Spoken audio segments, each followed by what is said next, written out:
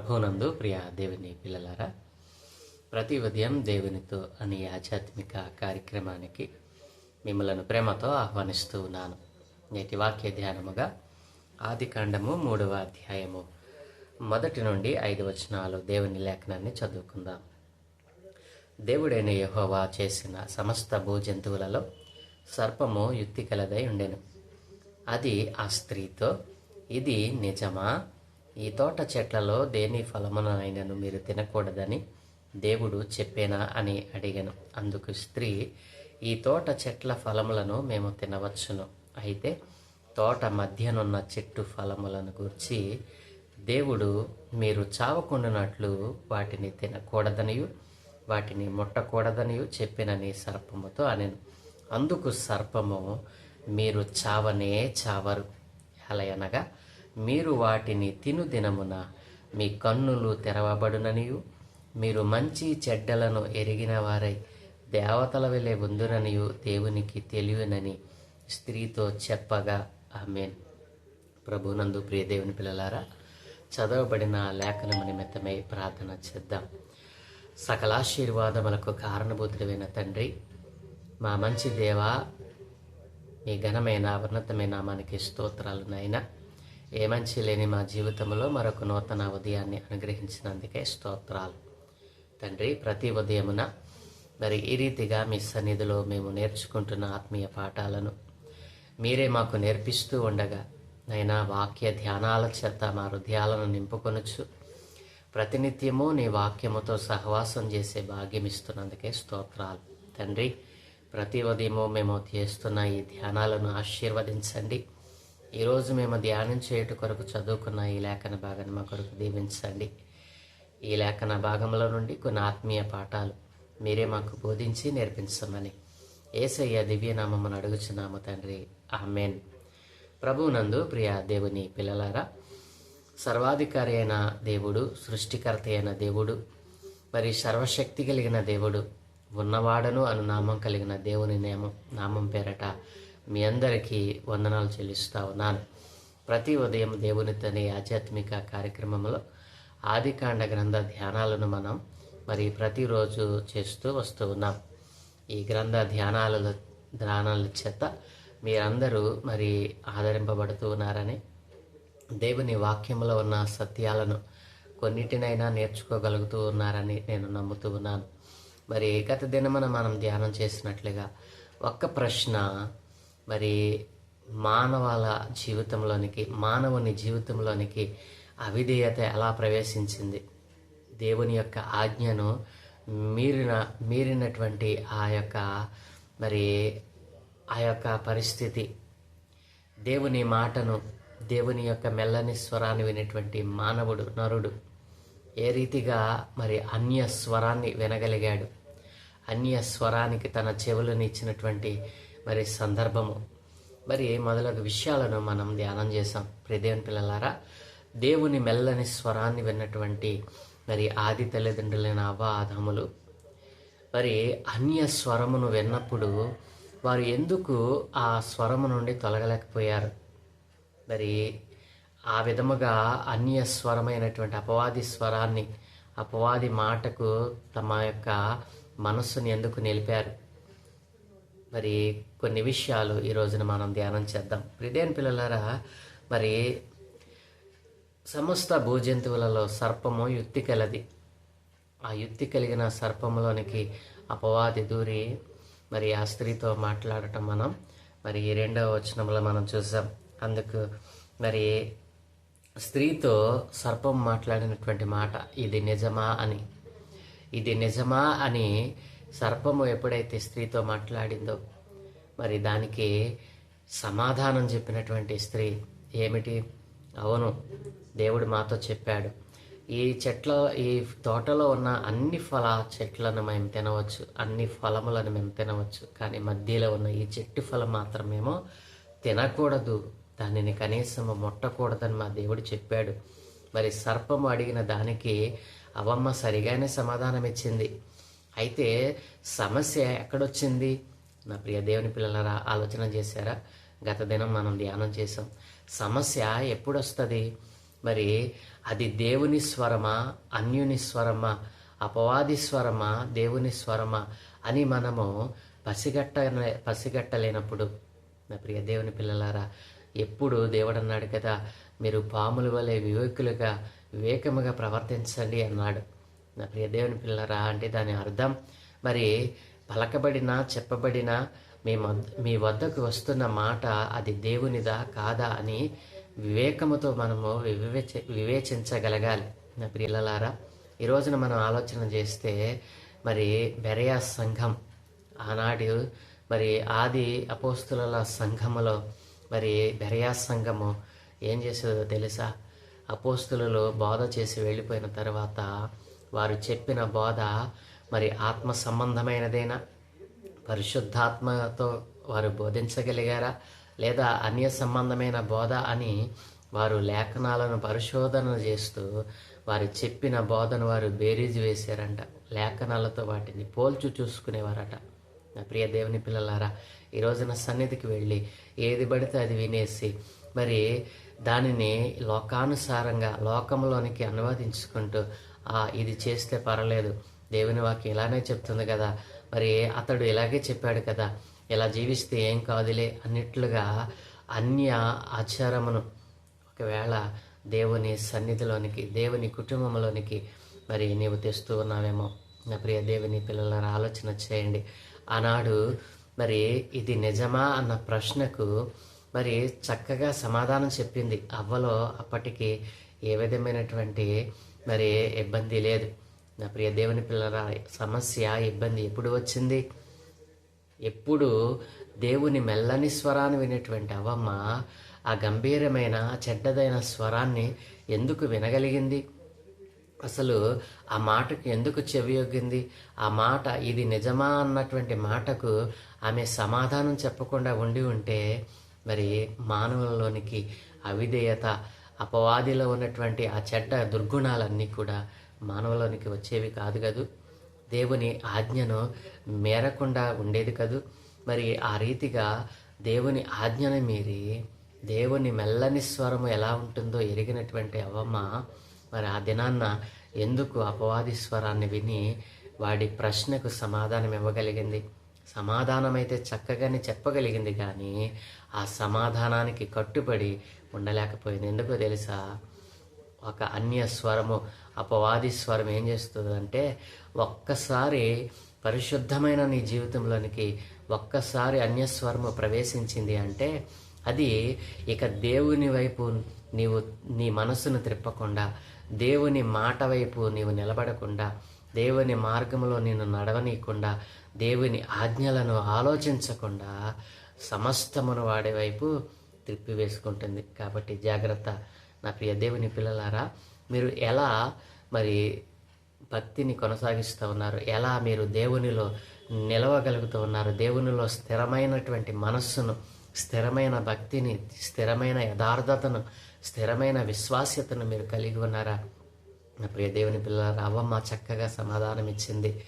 అవును, ఈ తోటలో ఉన్న అన్ని ఫలాలు మేము తినవచ్చు, కానీ ఈ మధ్యలో ఉన్నటువంటి ఈ చెట్టు ఫలాన్ని మాత్రం మేము తినకూడదు, కనీసం దానిని ముట్టకూడదని నా దేవుడు చెప్పాడు అని అంది. ధైర్యంగానే చెప్పింది. అయితే సమస్య ఎక్కడొచ్చిందో తెలుసా?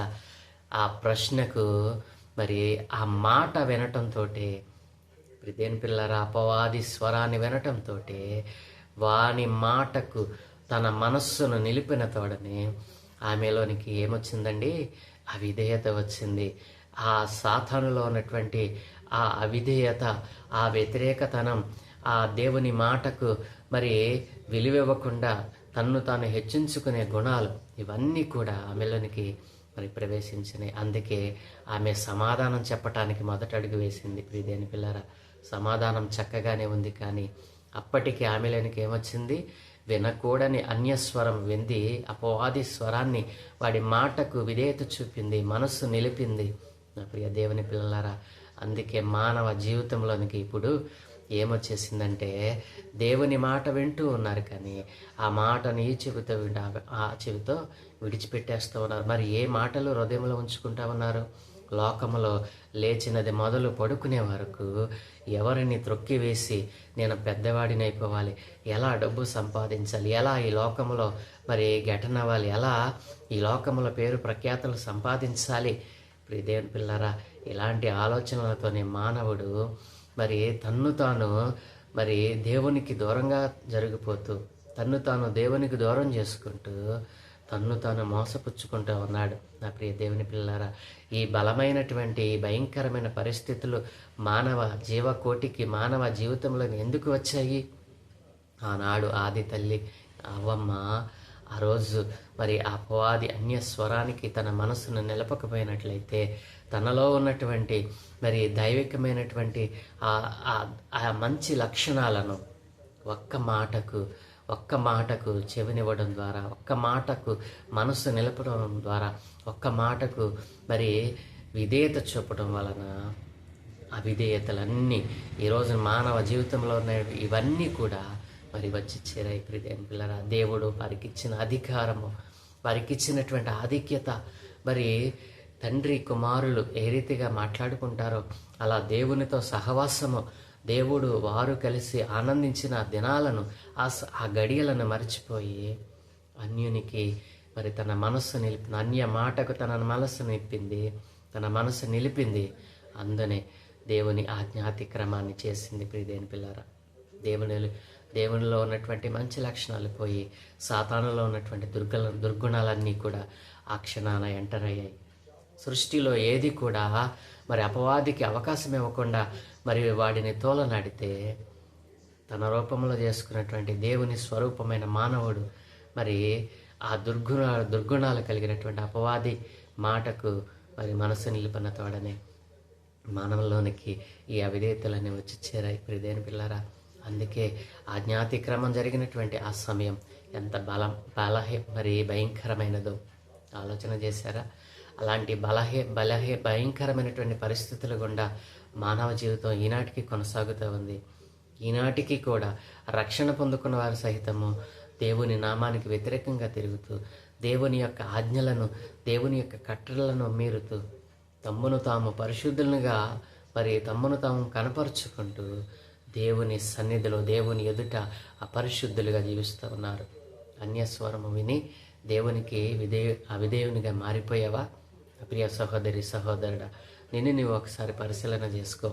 దేవుని యొక్క స్వరము ఎంత మధురమైనదో, అపవాది స్వరము అంత చెడ్డది, అంత భీకరమైనది. వాడి స్వరమే అసలు వినటానికి ఎంతో మరి ఎసడింపుగా ఉంటుంది.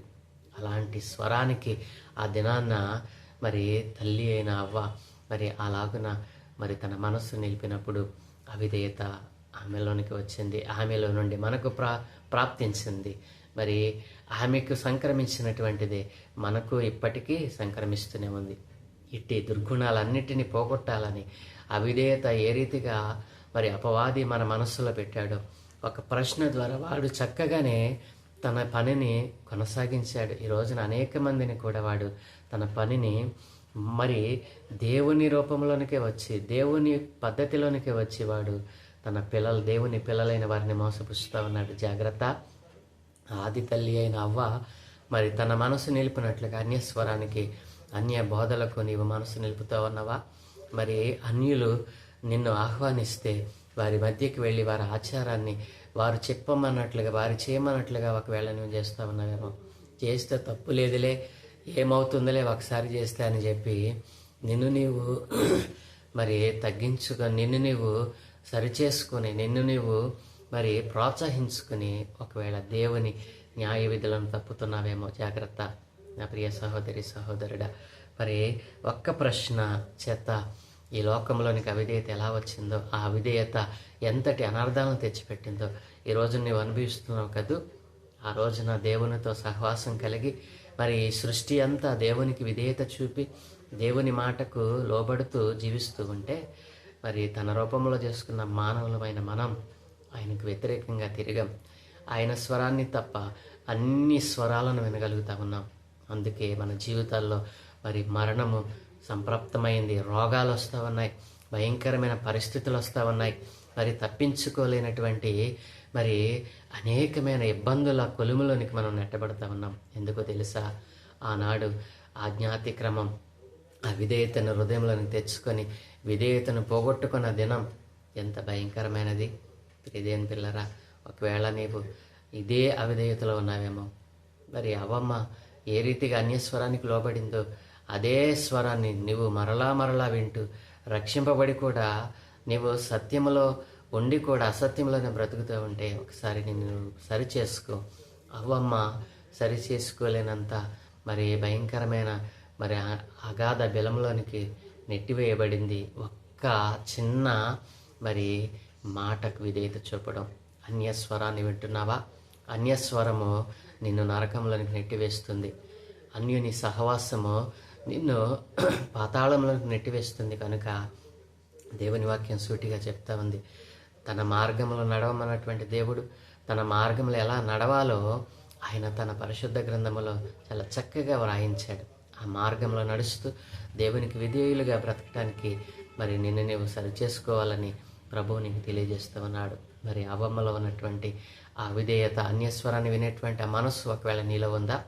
ఒకసారి నేను పరిశీలన చేసుకొని నీవు దేవునికి విధేయుడిగా మారాలని యథార్థమైన భక్తి నీతిని కలిగి అనేక మంది భక్తులు దేవుని ఎడల యథార్థత కలిగి యోబు భక్తుడు, మోషే భక్తుడు, మరి అబ్రహాము, మరి యాకోబు, ఇస్రాకు, ఇలా అనేక మంది భక్తులు, దావీదు, అనేక మంది యథార్థముగా జీవించారు. ఆ యథార్థతను నీవు కూడా పొందుకొని దేవునికి ఇష్టలైన బిడ్డలుగా మారాలని దేవుడు కోరుకుంటా ఉన్నాడు. ఇంకను ఆజ్ఞాతిక్రమం చేస్తూ దేవునికి విరోధమైనటువంటి బ్రతుకుతున్నావా? నా ప్రియ సహోదరి సహోదరుడా, ఇప్పుడైనను ఇది అనుకూలమైన సమయం. ఇది రక్షణ దినం. ఈరోజే నీవు దేవునికి నిన్ను నీవు సమర్పించుకొని నీలో ఉన్న అన్యస్వరాలన్నిటినీ తీసివేసి, ఒకవేళ ఎప్పటికీ కూడా నీవు సన్నిధికి వెళుతూ కూడా అన్యస్వరాన్ని, అపవాది స్వరానికి, అపవాది తంత్రములకు నీవు లోబడిపోతా ఉన్నావేమో, నిన్ను నీవు సరిచేసుకొని ఈ రోజు నుండి నీకు ఇష్టడైన బిడ్డగా మారతానయ్యా. ఆనాడు అవ్వమ్మ చేసిన ఆ దోషము మా మనస్సులను ఆ రీతిగా లోకము వైపు త్రిప్పకుండా నీ వాక్యము పైన మనసు పెడతామని మరి తీర్మానం చేస్తా ఉన్నావా? అలాంటి తీర్మానాలు దేవుడు అనేక మందికి దినాన్ని అనుగ్రహించునుగాక. ఆమేన్. ప్రార్థన. దయగలిగిన తండ్రి, కృపగలిగిన దేవ, అవును దేవ, మా తల్లి అయిన ఆ అవ్వ ఆయన ఒక్క అవిధేయత అయినా ఇదిగో చెడ్డవాని మాటకు ఆయన తన మనస్సును నిలిపిన తోడనే ఎలాగున అవిధేయత ఈ లోకంలోనికి వచ్చిందో, మా దేహంలోనికి వచ్చిందో, మా మీద ఏలుబడి చేస్తూ ఉందని ఆయన వాటన్నిటి నుండి విడిపించడానికే, ఆ విధేయతలన్నిటిని తీసివేయడానికి, ఆ విధేయత పాపంలోనికి నెట్టివేసి ఉండగా, ఆ పాపము మరణంలోనికి మమ్మల్ని నడిపించి ఉండగా, అట్టి వాటన్నిటిని విడిపించడానికే పరలోకము నుండి నాయన నీవు నరావతారిగా ఈ లోకానికి వచ్చావు తండ్రి. మాకు రక్షకుడిగా, మాకు సేవకునిగా, అయా మాకు బోధకుడిగా నీవు ఈ లోకంలో జీవించి ఎలా నడవాలో, ఎలా అవిధేయతను మన మనస్సులో నుండి మా హృదయంలో నుండి తొలగించుకోవాలో నీవు జీవించి చూపించావు నాయన. నీ మాదిరికరమైన నీ జీవితమును నీ పుట్టుక నాయన, ఇదిగో నీ జనన మరణ పునరుద్ధానాలను గురించి అనేక మందికి సత్యమైనదే సత్యముగా చెప్పటానికి అనేక మంది యవన బిడ్డలను లేపమని, అనేక మంది నీ సత్య సువార్తను అయినా ఇదిగో ఎరుగని వారికి తెలియచేసేవారిగా మార్చమని, అయినా అవిధేయతలు, అయా నీకు విరోధమైన తలంపులు, మనస్సు అయినా నీ మీద కేంద్రీకరించకుండా మిగతా వాటన్నిటిపైన నీ వాక్యము పైన కేంద్రీకరించకుండా ఈ లోకము దాని ఆశలపైన కేంద్రీకరిస్తూ ఆయన భ్రష్టు పడుతున్నటువంటి వారందరితో మీరు మాట్లాడమని, ఆయన భ్రష్ట మనస్సును వారిలో నుండి తీసివేసుకొని ఇదిగో నూతనమైన మనస్సుతో అవిధేయతలన్నిటినీ తొలగించి నీ పైన ఆనుకొని నాయన నీ నామాన్ని కనపరిచేవారిగా మార్చమని, దినమే చేయ పనులన్నిటిపై మీకు అనుదృష్టి ఉంచి మీ దూతల కాపుదలను గ్రహించి మీరు మహిమ పొందుకోమని యేసయ్య పరిశుద్ధ నామమున ప్రార్థించి వేడుకుంటూ ఉన్నాము తండ్రి. ఆమేన్, ఆమేన్, ఆమేన్.